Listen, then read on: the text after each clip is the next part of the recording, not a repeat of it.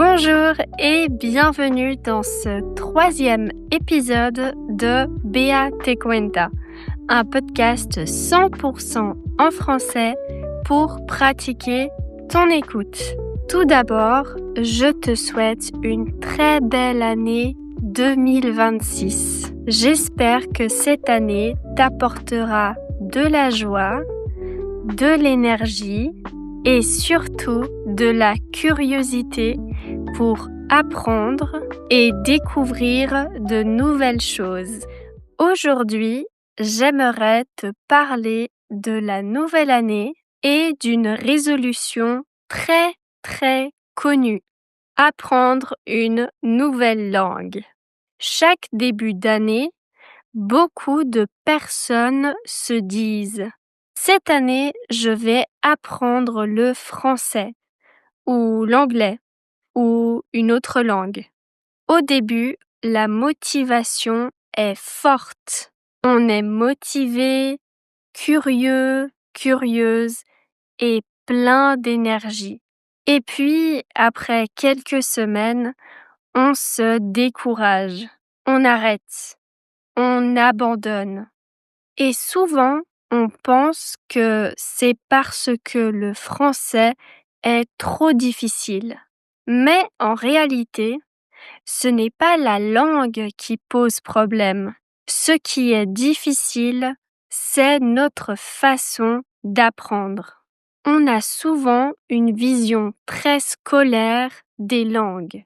La grammaire, les verbes, l'orthographe, les règles. Bien sûr, tout ça est important. Mais une langue, ce n'est pas seulement ça.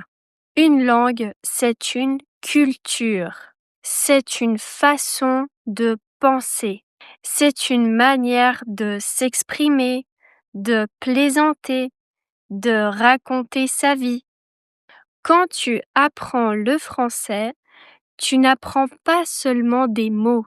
Tu apprends à connaître les francophones, leur façon de parler, leurs habitudes, leur humour. Et c'est pour ça que je dis souvent, apprendre une nouvelle langue, c'est ouvrir la porte à un nouveau monde. Si ton objectif, c'est de ne pas faire d'erreurs ou de parler parfaitement, alors l'apprentissage devient stressant.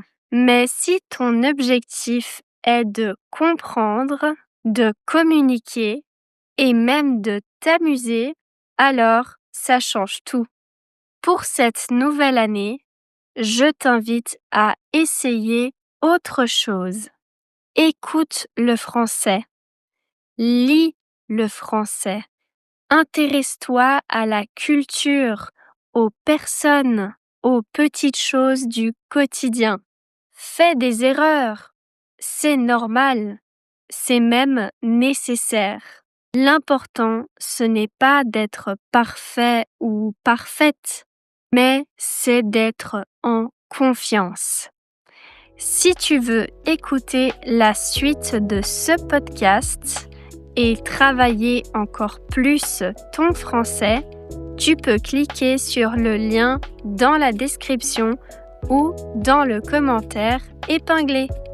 Tu auras accès à la version longue avec plus de détails, plus de vocabulaire, des anecdotes personnelles et une fiche de transcription en français avec sa traduction en espagnol.